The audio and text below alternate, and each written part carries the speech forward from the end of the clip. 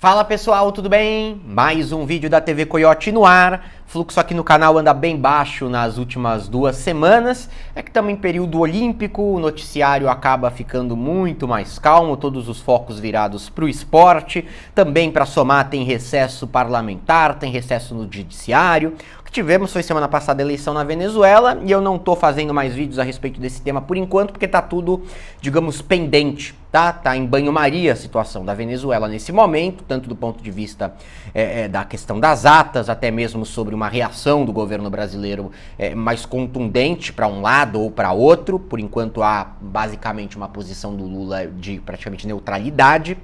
Então, enquanto isso está parado, né, os Estados Unidos também, depois do caos que foi julho com a desistência do Biden, tentado Trump ter uma parada também.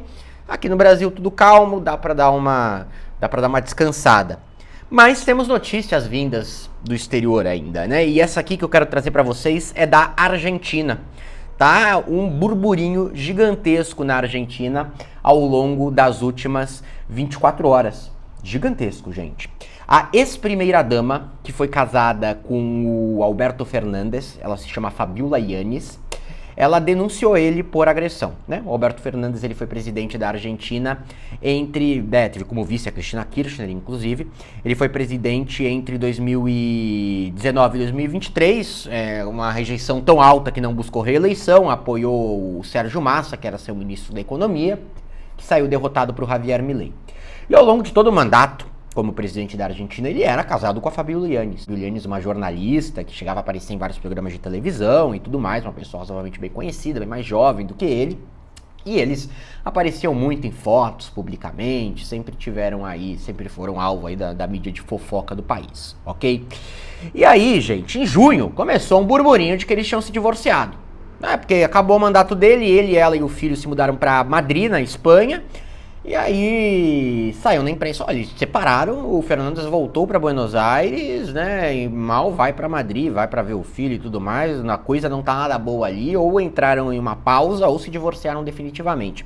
Poucas semanas depois, ainda em junho, foi confirmado esse divórcio. E aí ontem ela fez essa denúncia de agressão, acusou Alberto Fernandes de violência física e assédio. Violência física e assédio, gente. O que aconteceu?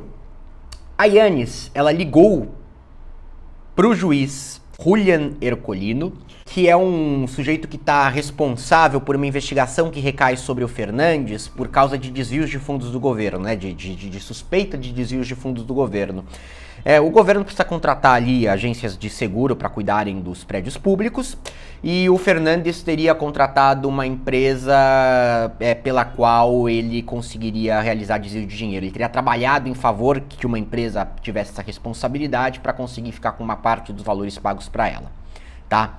E aí esse juiz, ele ficou encarregado do caso, ganhou aí bastante atenção midiática ao longo dos últimos meses. O Fernandes chegou a ter os seus bens bloqueados no mês de abril desse ano pelo juiz Ercolino.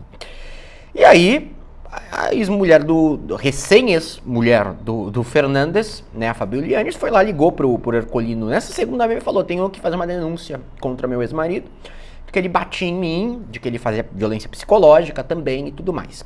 Ela estaria ali muito agitada no momento em que fez essa denúncia e não teria conseguido especificar muito em detalhes. Então tá pendente que ela preste um novo depoimento a qualquer momento a respeito dessa temática, ok?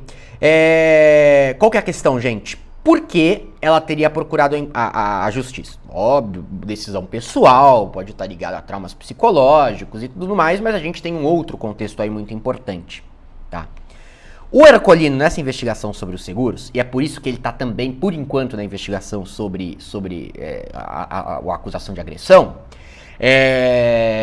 ele mandou apreender o celular de uma assessora muito próxima do Fernandes, tá? A Maria Cantero, tá?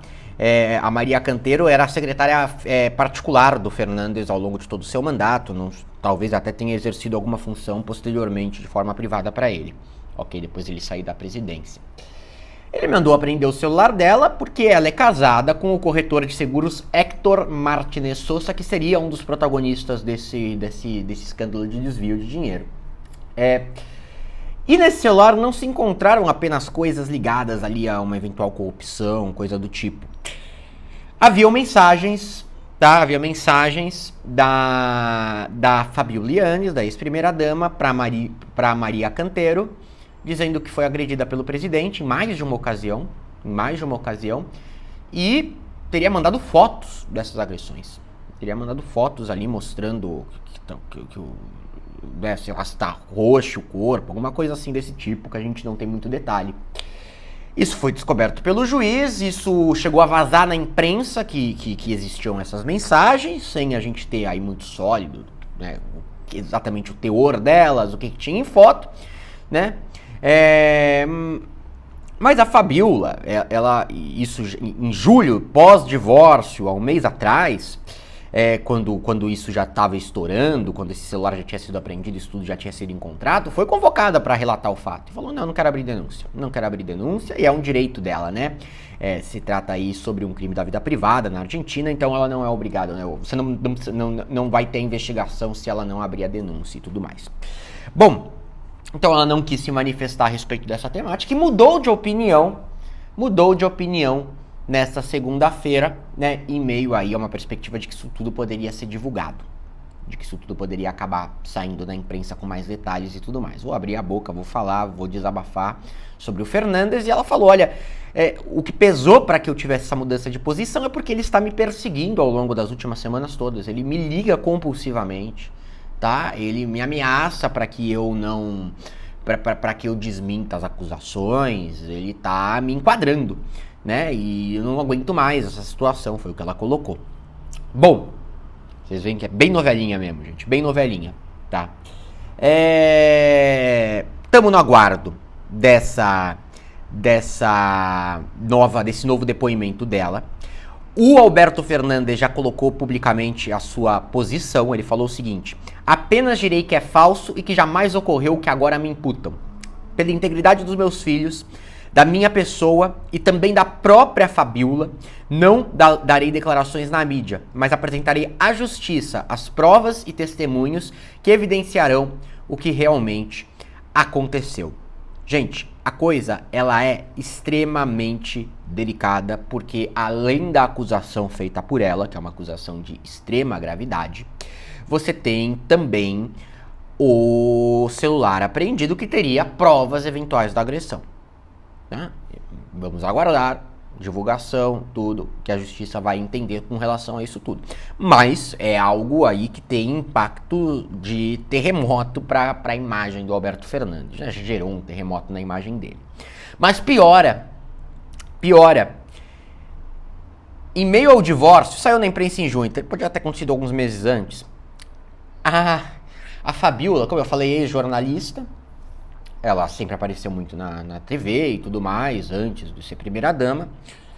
A Fabiola passou a querer reconstruir a sua imagem para poder voltar a exercer a profissão como exercia antes e tudo mais, né? Por que reconstruir a sua imagem? Qual o problema da imagem dela?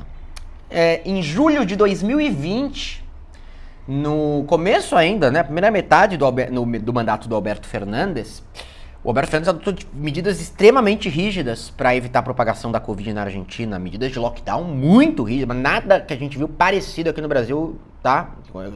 Outros países do mundo tiveram equivalente, mas na Argentina a coisa foi radical, ok? E em meio a essas medidas radicais, estourou em julho de 20, talvez vocês se recordem, eu até divulguei aqui no canal na época, um escândalo de que o Alberto Fernandes fez a festa de aniversário dela na sua casa com uma cambada de convidados. Todo mundo em lockdown, proibido de sair, foi lá, fez festinha privada, festona privada pra ela, isso saíram fotos e tudo, mas o cara ainda vai tirar foto, né?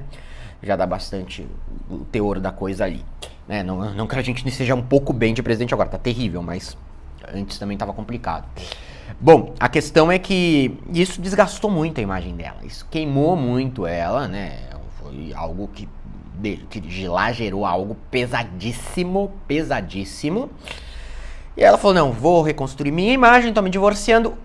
Sem avisar o Alberto Fernandes, ela, lá em Madrid, onde ela se encontra, o Fernandes tá aqui em Buenos Aires, lá em Madrid, lá com o filho, começou a gravar um documentário, gente. Um documentário que tem 6 capítulos de 40 minutos cada, e que se chama Fabiola, a Verdade. Fabiola a Verdade. Além do documentário, ela também vai lançar um livro.